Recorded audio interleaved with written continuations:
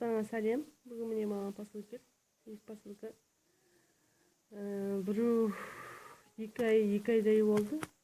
Біреуіне ноябрь 3 айдан болды. 3 айдың өзі продлить еткем. Спор ашып тап. Бірақ енді келеді дегесін келді. Міне көріп тұрғанымыздай. Сырға. Бұл екеуін де ашпай қойсыз. Біреудің миллионы.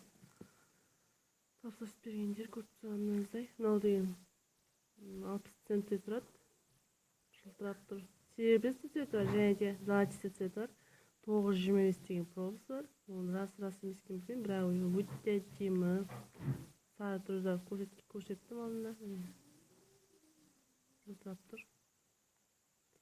Бізде бұндай сырғалар білесіздер қанша тұрады. Егер алатын болсаңыздар, ссылканы астына қалдырамын, соған қаласыздар.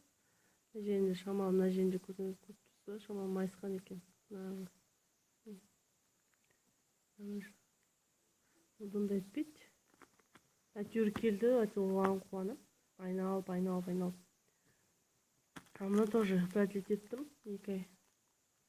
Бұл кольцо тоже обручальное кольцо. Алтынан тым айыра алмайсың. 18К подзолоченный пробасы бар. 18 размер.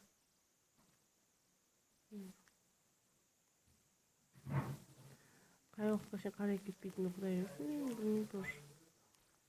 Тоже алатын болсаңыз ссылканы астына қалдырамын, соған қаласыздар. Әлде тағы заказ келеді. Каналға жазуды ұмытпаңыздар, рахмет.